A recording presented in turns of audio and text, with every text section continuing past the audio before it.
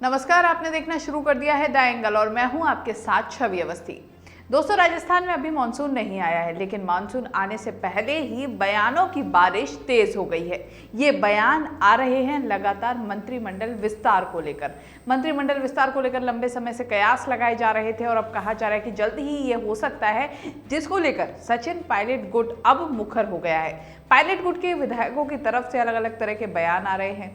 अभी हाल ही में वेद प्रकाश सोलंकी का बयान आया, जिन्होंने आरोप लगाए कि कई विधायकों के फोन टैप हो रहे हैं अपनी ही सरकार के ऊपर। ये आरोप उनकी तरफ से लगाए गए। अब उसके कई और विधायकों के बयान आए, किसी ने उनके बयानों पर पलटवार किया तो किसी ने उनके बयानों का साथ दिया। लेकिन अब एक बड़ी खबर आई है और ये खबर है पायलट गुट से ही जुड़ी हुई। दरअसल पायलट गुट के लिए इसे अच्छी खबर तो बिल्कुल नहीं कह सकते, क्योंकि पायलट गुट के ही एक विधायक भंवरलाल शर्मा, जो कि जब मानेसर वाला प्रकरण हुआ था उसमें मुख्य भूमिका में रहे थे और उन्हीं के साथ सचिन पायलट के साथ ही मानेसर भी गए थे, उनका बयान आया है। उनका साफ तौर पर कहना है कि वो अशोक गहलोत के काम से पूरी तरह संतुष्ट हैं।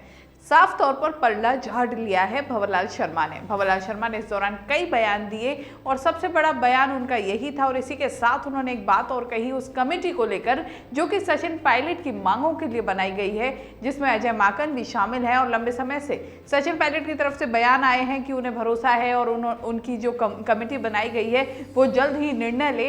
इस पर शर्मा का कहना है, जो विधायक शर्मा है उनका साफ तौर पर कहना है कि कमेटियां और जो ये समिति जो ये हैं ये बनाई ही इसीलिए जाती हैं जिससे कि मामले को ठंडे बस्ते में डाला जा सके।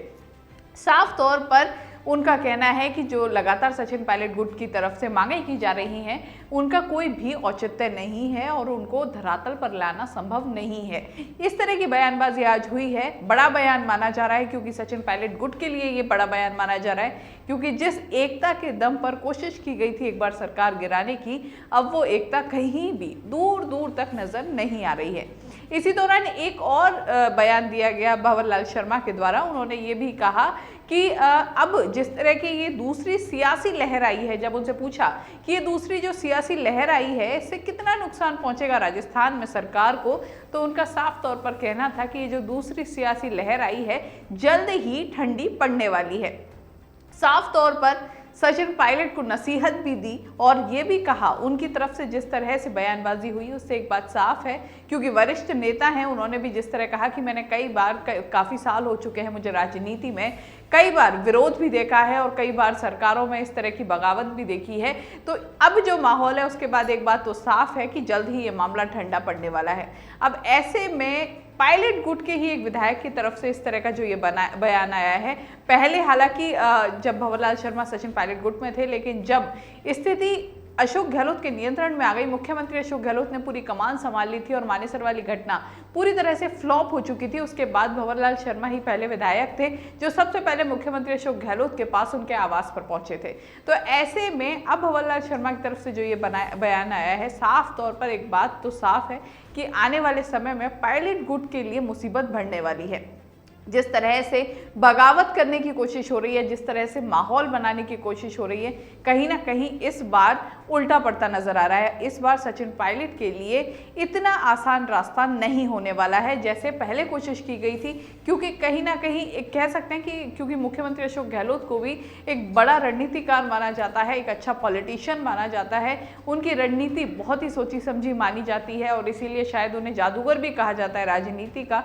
तो वो भी शांत बैठने वाले तो नहीं है। अगर उनके खिलाफ कोई भी प्लानिंग प्लॉटिंग हो रही है तो वो भी आगे की रणनीति पहले ही बनाकर चल रहे होंगे और कुछ ऐसा ही इन दिनों नजर आ रहा है। और एक बात तो साफ है कि अब सचिन पायलट के लिए मुसीबत हो सकती है, क्योंकि जिस तरह से बगावत की जा रही है, जिस तरह से दोबारा से आवाज बुलंद की जा रही है, कोशिश की जा रही है दबाव बनाने की, जिससे कि मंत्रिमंडल विस्तार में ज्यादा विधायकों को शामिल किया जा सके और जो उनकी मांगे हैं उन्हें पूरी की जा सके। उसके बाद जो ये तरीका अपनाया गया है अपनी मांगों को मनवाने का, ये साफ तौर पर उन्हें आने वाले समय में किसी बड़ी मुसीबत में भी डाल सकता है। देखना होगा आगे क्या कुछ होता है।